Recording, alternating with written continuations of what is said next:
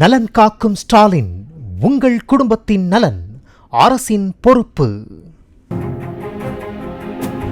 உலக அமைதிக்கும் பெரும் அச்சுறுத்தலாக உருவெடுத்திருக்கும் பயங்கரவாதத்தை அடியோடு வேறறுக்க வேண்டியது காலத்தின் கட்டாயம் என சூளுரைத்துள்ள பிரதமர், பாகிஸ்தானின் எல்லை தாண்டிய பயங்கரவாதத்தை சர்வதேச சமூகத்தின் முன் அம்பலப்படுத்தியிருக்கிறார். சீனாவின் தியான்ஜின் நகரில் ஷாங்காய் ஒத்துழைப்பு அமைப்பின் 2ஆம் நாள் மாநாட்டில் பங்கேற்று உரையாற்றிய பிரதமர் நரேந்திர மோடி, ஜம்மு காஷ்மீரின் பகல்காமில் 26 அப்பாவிகள் பாகிஸ்தான் தீவிரவாதிகளால் சுட்டுக் கொல்லப்பட்டதாக குற்றம் சாட்டினார்.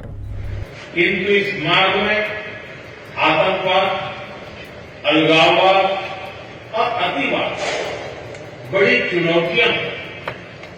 आतंकवाद से பயங்கரவாதிகளின் புகலிடமாகவும் தீவிரவாதத்தின் கேந்திரமாகவும் பாகிஸ்தான் திகழ்வதாக கூறிய பிரதமர் நரேந்திர மோடி, தீவிரவாத நடவடிக்கைகளால் 4 தசப்தங்களாக இந்தியா பாதிக்கப்பட்டிருப்பதாக சுட்டிக்காட்டினார். தீவிரவாத இயக்கங்கள், அவற்றை ஊக்குவிக்கும் அமைப்புகளுக்கு கிடைக்கும் நிதியை தடை செய்வதோடு அவற்றின் மூலங்களை கண்டறிந்து இந்தியா களை எடுத்து வருவதாக பிரதமர் தெரிவித்தார்.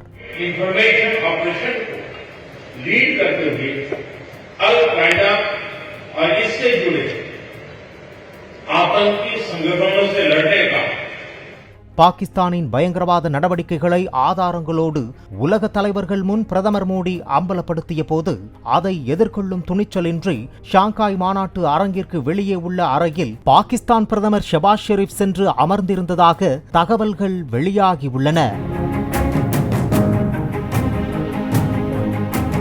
முன்னதாக மாநாட்டு அரங்கிற்கு ரஷ்ய அதிபர் விளாடிமிர் புதினுடன் பிரதமர் நரேந்திர மோடி சகஜமாக பேசியவாறு நடந்து வரும் போது பாகிஸ்தான் பிரதமர் ஷெபாஸ் ஷெரீப் ஓரமாக நிற்பது போன்ற வீடியோ வெளியாகியுள்ளது.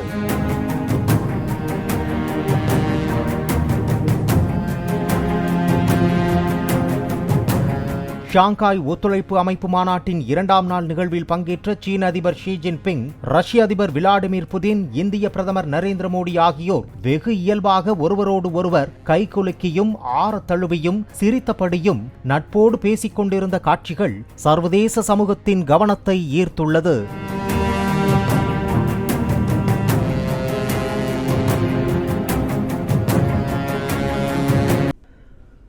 நலன் காக்கும் ஸ்டாலின், உங்கள் குடும்பத்தின் நலன் அரசின் பொறுப்பு.